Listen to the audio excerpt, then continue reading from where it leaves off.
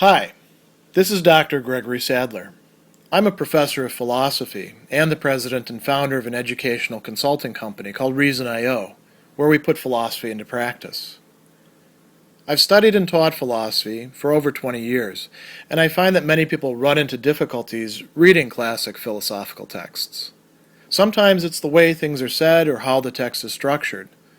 But the concepts themselves are not always that complicated, and that's where I come in. To help students and lifelong learners, I've been producing longer lecture videos and posting them to YouTube. Many viewers say they find them useful. What you're currently watching is part of a new series of shorter videos, each of them focused on one core concept from an important philosophical text. I hope you find it useful as well.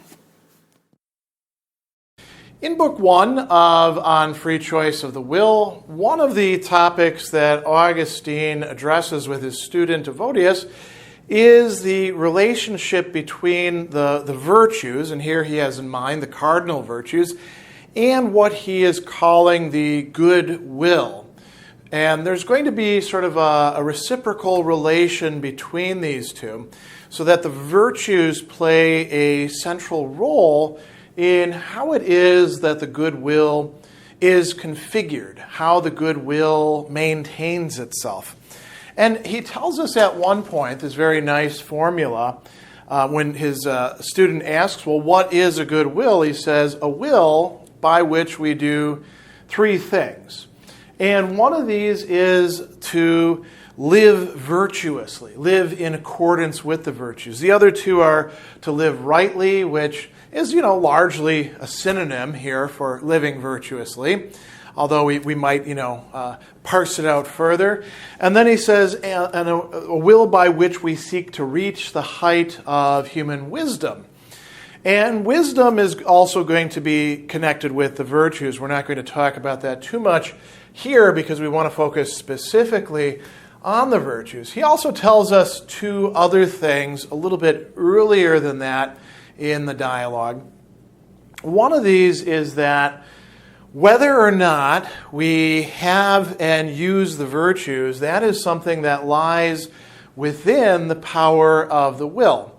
So it's not as if we're just naturally prudent or brave or just. There could be some tendencies in that direction, but that's not yet having these virtues, and quite likely whatever natural impulses we might have due to temperament could easily be corrupted if we're not thinking about this in terms of the will and its function of choosing or committing itself, or if you like, prioritizing goods over each other. So whether or not we're virtuous lies within the power of the will.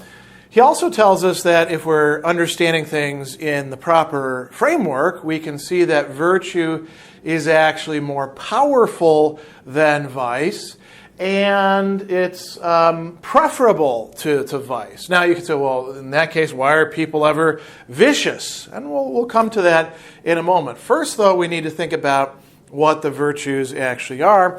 And to those who are familiar with the cardinal virtues from other frameworks, perhaps those of Platonist or Stoic or even Epicurean discussions of the virtues, these four will be, familiar to them. They are prudence, fortitude or bravery or courage, you could say, temperance or self-control, and justice. So he leads his student through discussing what these actually are.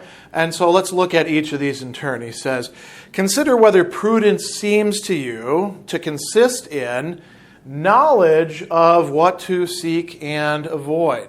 So prudence or practical wisdom is a type of practical knowledge that we have of what it is that we ought to choose or select or pursue, and what it is that we ought to reject or avoid or be averse to. Now you could say, well, it must rely on having some knowledge about these things, and that's quite true.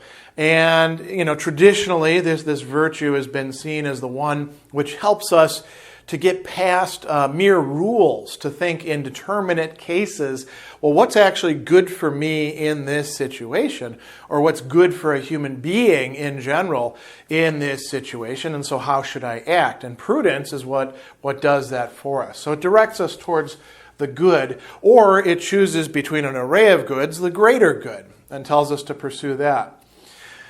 Fortitude, or courage or bravery, fortitudo, right, in Latin. Here he picks out one particular feature instead of looking at some other traditionally ascribed features of that virtue. He says fortitude is the state of the soul in which we despise all misfortunes, all bad things that happen to us, and the loss of things not resting in our power. So it's a capacity for going on, for resisting, for not giving in. And there's other ways in which fortitude has been expressed as well. Temperance plays another very important role, and here he says something quite interesting. He says, temperance is that state of soul which controls and checks desire in regard to those things which it is shameful to desire. So traditionally, the virtue of temperance or self-control would be looked at as applying to, say, sexuality and sexual desire, or the desire for food, or the desire for intoxicating substances. You know, the ancients usually talked in terms of drinking and wine, but we could think about getting high in many other ways as well. So temperance is what helps us to structure our desires. And when it encounters desires that we have for things that are shameful to desire, things that we ought not to desire, like, not just having sex in general, but having sex with somebody we're not supposed to, or in ways that, are far too, say, public or something like that, it would say, no, don't do that. It would resist that and say, maybe I can't stop feeling that desire, but I'm not going to give in to it. Or similarly with eating, if you're getting upset because the waiter brings out your meal and it's not so perfect that you'll leave a wonderful review on Yelp, you're intemperate. And temperance would say, hey, knock that off. The food is just fine. Eat it up and then get out of there and leave a tip, right? Instead of leaving a bunch of complaints. Very common, sort of commonplace scenario. Justice, he says, what else are we to say about justice? Then that is the virtue by which each person is given their due. And Evodius, the student, says, yeah, that's what I think about justice. So justice is what leads us to giving everybody what it is that they deserve. That could be rewards, or that could be benefits in return, or that could be a fair distribution, or that might also be punishment as well, if they actually deserve it and we're the right person to give that. Now, he goes on and he asks, the person who has a good will, are they going to have these virtues? And he says, can we suppose that a person who actually has a good will is not endowed with prudence? Who sees that this good, that is the good will, should be sought for and everything avoided which conflicts with it. So this is specifying prudence and saying the person who actually has a good will realize that they ought to more highly prioritize or value that good will above other goods. Fortitude as well is going to be important. He says, why should we not grant him fortitude? He cannot love and value highly all these things not under our control. If we do, then they're loved through an evil will, and he's bound to resist an evil will as the enemy of his most precious good.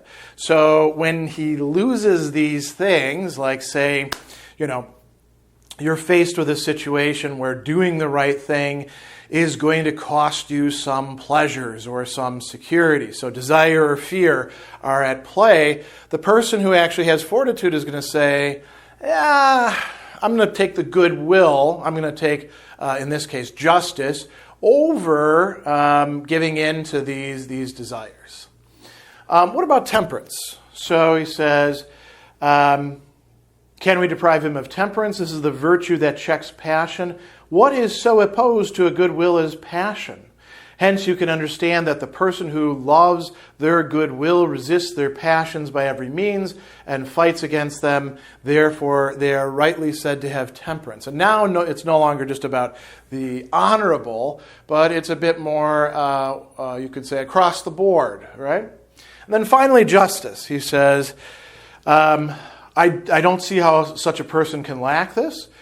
If they possess and love to possess a good will and resist what is opposed to it, you cannot wish evil to anyone. It follows that he harms no one, and this can only be the case if he gives to everyone his due. We could raise some issues here about punishment or resisting evil, by, say, killing people. But Augustine talks about that in other places, so I'm going to sort of gloss over that here. So, all of these virtues are going to be present in any person who actually has a good will and who values and loves that good will. This leads us to thinking about how these could be lost as well. If you don't use the virtues that you have when you get into difficult situations of temptation or forced choice or difficulty, then that would be a sign that one doesn't value and decide to keep that goodwill. Instead, one decides for some other thing. And that would be acting in a vicious way, and that's a good way to lose these virtues and to thereby also abandon or lose that goodwill in the process. But so long as a person decides that, no, having the goodwill is what matters most to me, they will be able to develop and use and probably enhance and consolidate, you might say, these 4 cardinal virtues, which then help them to keep the goodwill. They make those tough decisions a little less tough, maybe even into what we sometimes facetiously call no-brainers, meaning you don't have to think that much about it. Because if you see that the goodwill is what is truly valuable and living virtuously is part of that, you're going to want to behave in that way, and eventually it becomes, as Aristotle had said so long ago, second nature. So that's the relation here between the 4 cardinal virtues and the goodwill.